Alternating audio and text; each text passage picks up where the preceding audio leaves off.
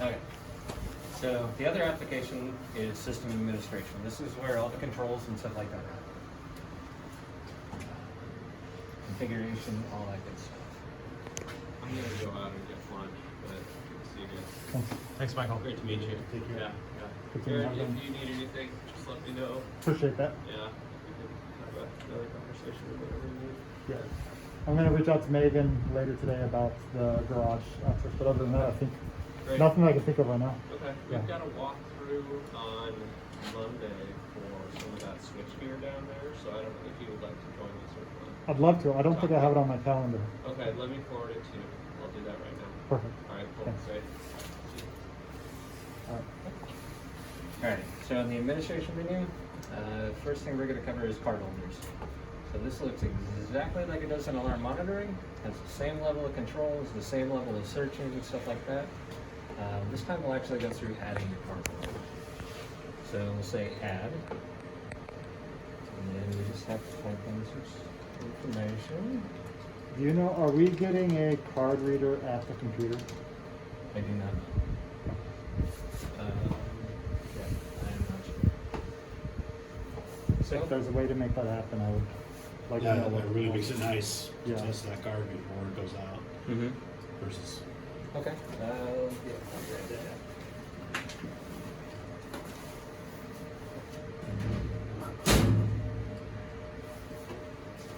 Okay.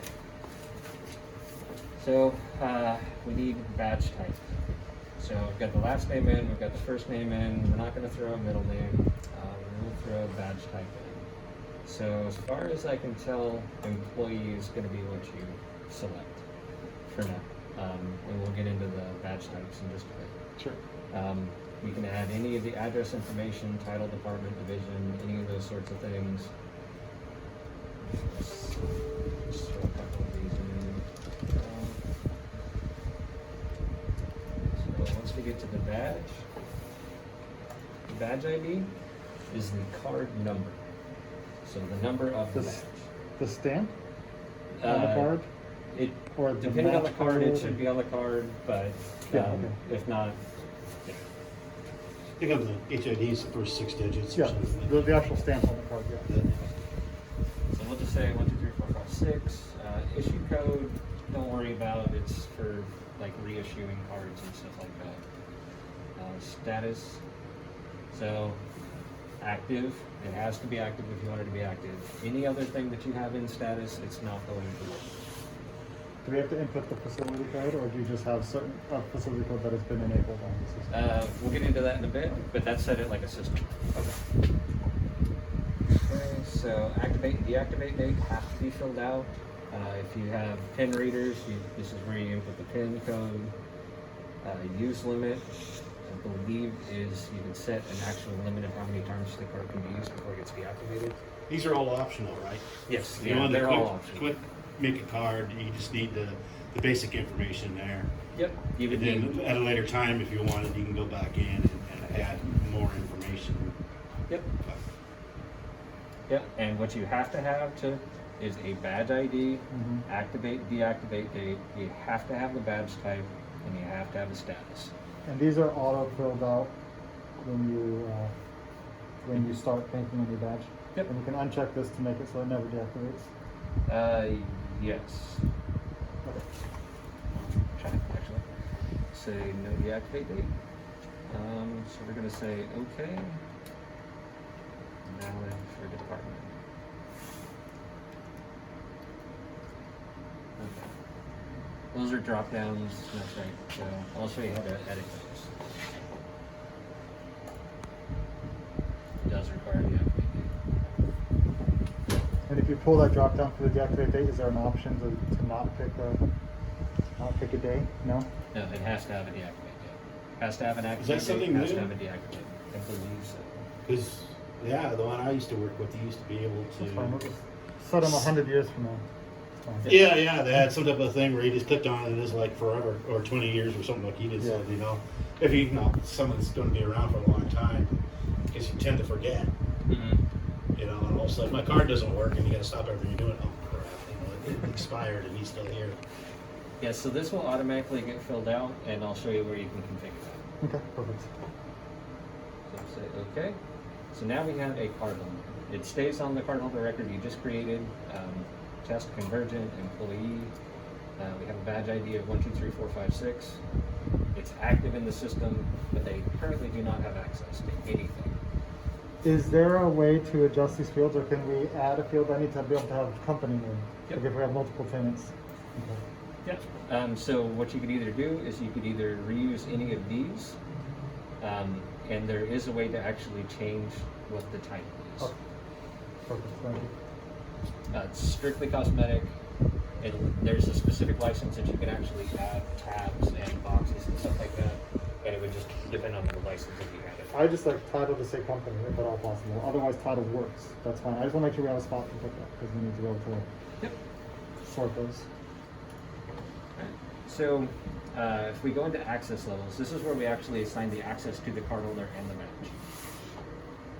So we will say modify. The only access level currently configured in the system is all doors always. So we will select that, and again, remember, if you select it, unless it has that red check mark, it is not actually selected. That'll just come up very many times. Once we say OK, so we now have a cardholder created. So we added a cardholder record, we added a badge to that cardholder, and we added an access level to that badge. And that's for the whole building right now. For right now, yes. But you guys are going to create some subcategories for us, or is that something we got to We'll do probably be later? doing that. I imagine. Okay. If you need to modify a cardholder, so we'll go through that real quick. Administration cardholders. We would search for the cardholder we're looking for. We have 3 badges in the system as test. So we go to the record of the one that we're actually looking for, test Convergint, and we would say modify. And then we can modify any of the fields that we need to. So you can't go in back after the fact. The access levels. Okay. Yep. Cool. And deleting's pretty easy. It's just the Yep. click. Select the one you have, the one you want to delete.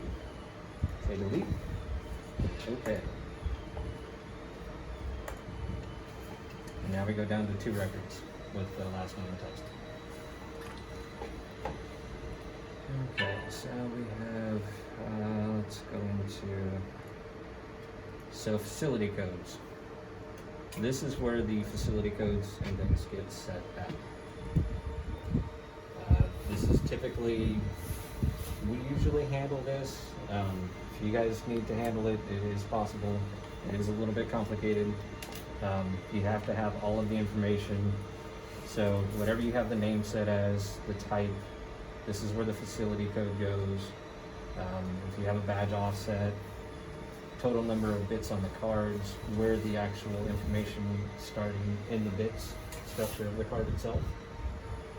So if you guys have questions with we this, just add more facility codes if we need to. Yep. Add more card types. Okay. yeah. I believe your limit is 16 total. And you already have the one that we're currently using, the one we bought all the access cards for in the system. I'm not 100% sure. I would assume so. I'm just gonna say as well. Custom. Yeah, we were about Did I to- see the facility code in this one is 0, which I know that's not, right? Yeah.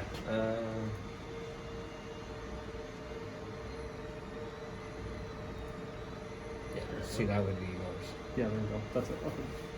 Perfect. All right. So those are card formats. So what? Sorry, real quick. What are all these then? They're just- defaults. They come in the Defaults. system. Okay. Yeah. I mean, you got like magnetic stripe format and stuff. It's just, it comes pre-configured Oh, default. cool. So the other portion of card formats is once you actually put the card format into the system, that is the data structure of your card and allows the system to read it. So under badge types, is where we actually set all of this. Or wait, no, badge type is where default deactivation. Okay, so under badge type, let's say modify employee, that's the name that it shows up as. Standard, temporary, and visitor. You're typically going to go standard. This is where your default deactivation date is set. So when we created the card holder, it defaulted to today and, for the activation date, and then 5 years from today as the deactivation date. So that's where this gets set. So you can set it That's what I was talking about, yeah. 20 years or 10 or Okay. what would you like it to be? That's up to the boss here. But you have to enter in one manually if you Yeah. select that one. Okay, so then make it 20 years. 20 years? Okay. Actually, there is a no default where you can set it each time, but then you would have to make still sure have that to you set it manually each set time. it. Yeah, I don't want to do that. I think 20 years is fine. Default access, I don't want to do any of that stuff.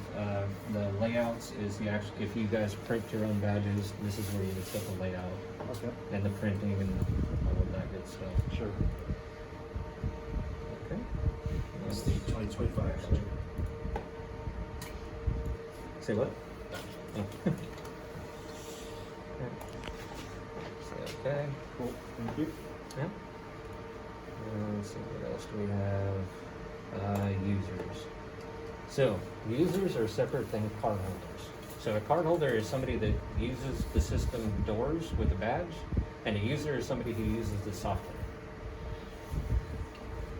There are default accounts put in there already. The system account, this is the absolute top level admin account. You do not want to lose access to this. And we'll actually go through creating a new user. So we will say add, and it will copy the current account that you have selected. Let's say we have user selected. So we'll say test. So first name, last name. If you want to add any notes for the user that you're creating, this will show the date it was created, the last time that the user was changed, and the last successful logon that they had.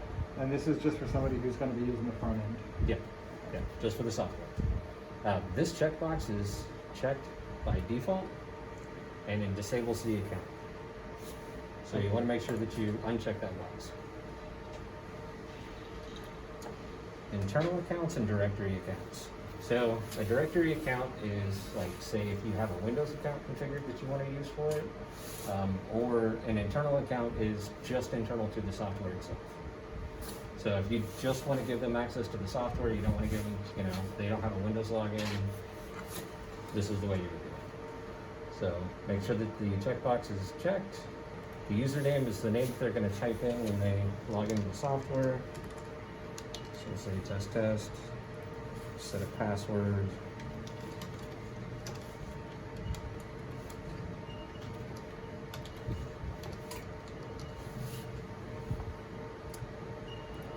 Monitoring zone assignment. So when a user first logs in, remember in alarm monitoring we're going to give that option to select your monitoring zone.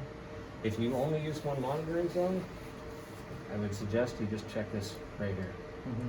That way it doesn't prompt them for it every time, it just logs in and puts them straight into the software. You can also use that if, say you have users that you only want to see a certain subset of the system, and you would just lock them into that separate monitoring zone. Access manager, we're not going to cover permission groups. So these are the permissions that the user you're creating has in the software.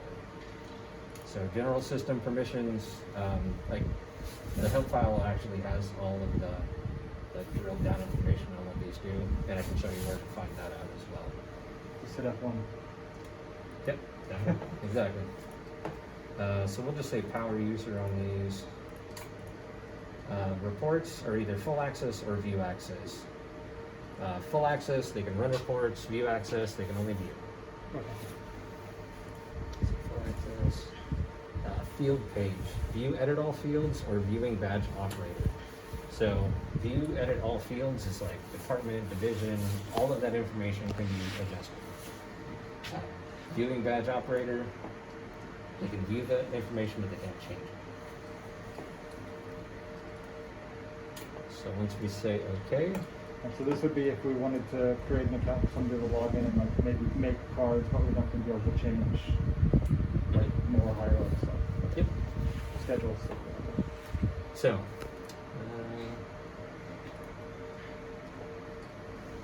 here's where you can actually find out what each one does. So admin power, like we'll look at power user for here. So users directories, logical access.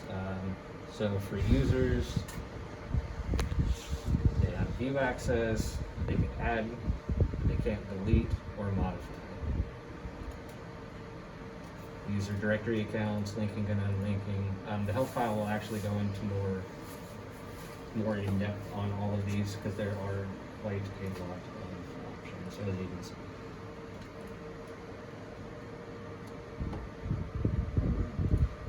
Cardholder permission groups.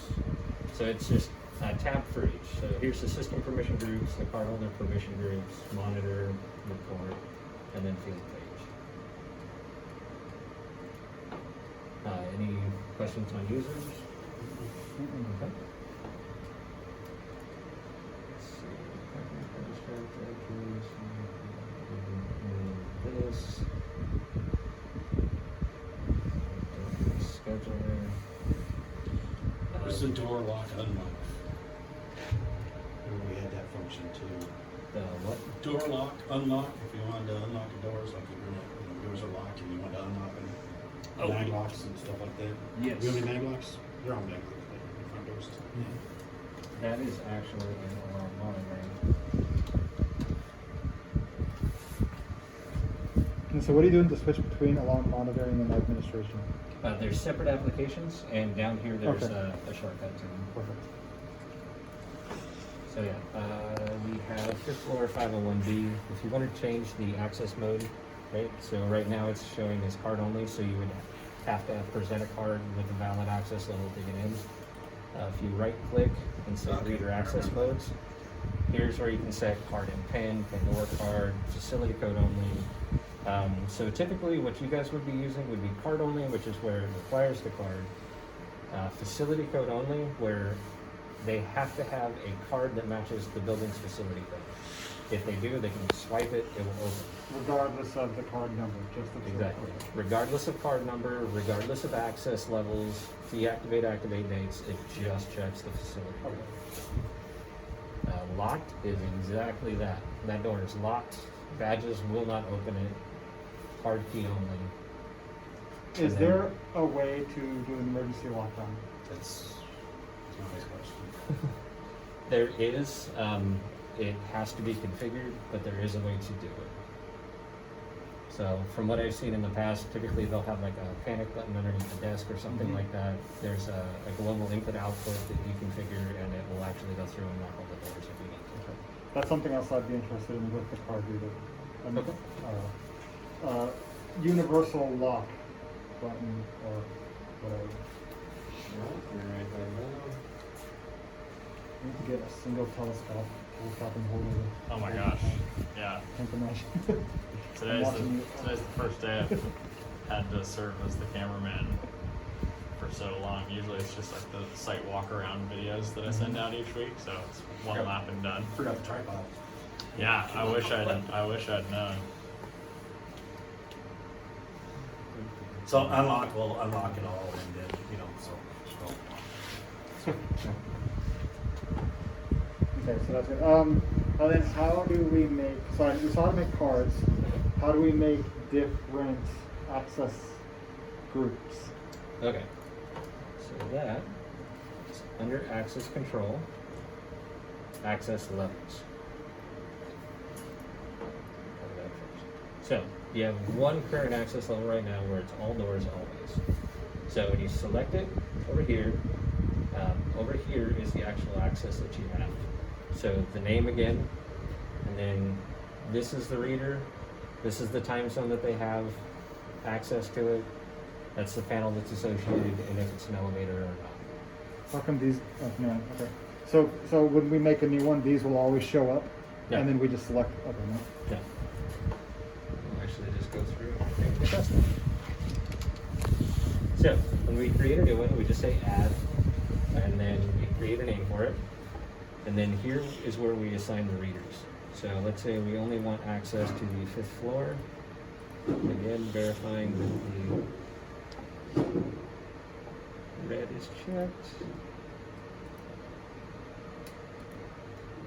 So we'll say these doors, for whatever reason, that is not, oh, I know, it's okay. Remember the automatic visual notification I was Yeah. talking about? That is exactly Somebody what just that popped is. up. So let's disable that. And so what caused that to kick over? Someone opened up a door. Just the It's on automatic, so it just keeps force popping. open? Yeah. Yeah, we used to This shrink right the here. screen down to about this big so we could do other things. And we just kind of. Otherwise, you're gonna. Yeah, morning rush hour and afternoon rush hour. Yeah, People exactly. going in. Lunch. That would you get- know, when everyone's going to lunch. Yeah. So we have 4 doors selected, and then we have to apply a time zone. So you can have always, you can have never, you can configure a specific time zone for like business hours, and I'll show you how to do that in just a So if we make other time zones, it will all just show up here on the list. Yep. So once you have the doors and the time zones you want, Click on that. you pop click it that, like that. pops it over, make sure it shows what you want it to show.